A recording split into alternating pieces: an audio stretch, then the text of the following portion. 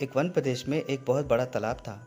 वहाँ पर कई प्रकार के जीव जैसे पक्षी, मछलियाँ, कछुए, केकड़े आदि वास करते थे। पास में ही एक बगुला रहता था जिसे परिश्रम करना बिल्कुल अच्छा नहीं लगता था। इसलिए आलस के मारे वह प्राय भूखा ही रहता था। एक टांग पर खड़ा यही सोचता रहता कि क्या उपाय किया जाए कि बिना हाथ पैर हिलाए रोज भोजन मिले। एक दिन उसे एक उपाय सूझा, तो वह उसे आजमाने बैठ गया। बगुला तालाब के किनारे खड़ा हो गया और लगा आंखों से आंसू बहाने। एक केकड़े ने आंसू बहाते देखा तो वह उसके निकट आया और पूछने लगा, मामा, क्या बात है, भोजन के लिए मछलियों का शिकार करने के बजाय खड़े आंसू बहा रहे हो? बेटे, बहुत कर लिया मछलियों का शिकार, अब मैं पाप कार्य नहीं करूँगा। मेरी आत्मा जाग उठी है, इसलिए मैं निकट आई मछलियों को भी नहीं पकड़ रहा। तुम तो देख ही रहे हो। केकड़ा बोला, मामा, शिकार नहीं करोगे, कुछ खाओगे नहीं, तो मर जाओगे। ऐसे जीवन का नष्ट होना ही अच्छा है बेटे। वैसे भी हम सबको जल्दी मरना ही है। मुझे ज्ञात हुआ है कि शीघ्र ही यहाँ 12 वर्ष लंबा सूखा पड़ेगा। यह बात मुझे एक त्रिकालदर्शी महात्मा ने बताई है। केकड़े ने जाकर सबको बताया कि कैसे बगुले ने बलिदान व भक्ति का मार्ग अपना लिया है और सूखा पड़ने वाला है। उस तालाब के सारे जीव दौड़े दौड़े बगुले के पास आए और बोले, भगत मामा, अब तुम ही हमें कोई बचाव का रास्ता बताओ। बगुले ने कुछ सोच कर बताया कि वहाँ से कुछ कोस दूर एक जलाशय है जिसमें पहाड़ी झरना बहकर गिरता है। वह कभी नहीं सूखता। यदि जलाशय के सभी जीव वहाँ चले जाएं तो बचाव हो सकता है। अब समस्या यह थी कि वहाँ तक जाया कैसे जाए। बगले भगत ने यह समस्या भी सुलझा दी। मैं तुम्हें एक एक करके अपनी पीठ पर बिठाकर वहाँ तक पहुँचाऊँगा, क्योंकि अब मेरा सारा शेष जीवन दूसरों की सेवा में गुजरेगा। सभी जीवों ने गदगद होकर बगुला भगत की जय के नारे लगाए।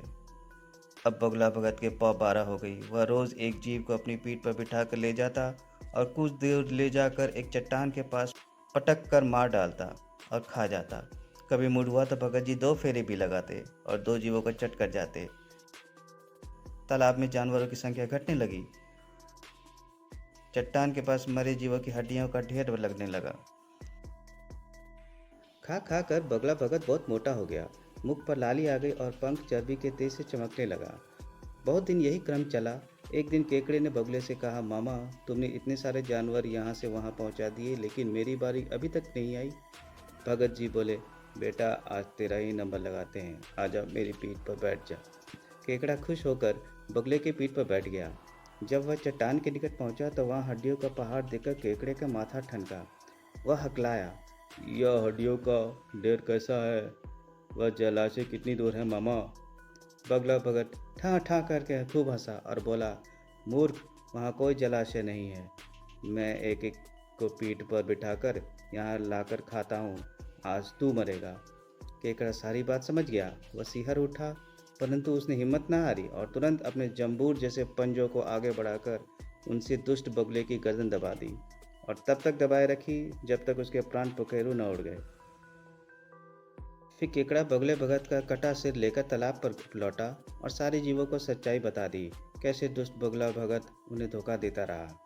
तो दोस्तों, ये कहानी आपको कैसी लगी? दोस्तों, इस कहानी से हमें 2 सीख मिलती है। पहला, दूसरों की बातों पर आंखें मूंद कर विश्वास नहीं करना चाहिए। वास्तविक परिस्थिति के बारे में पहले पता लगा लेना चाहिए।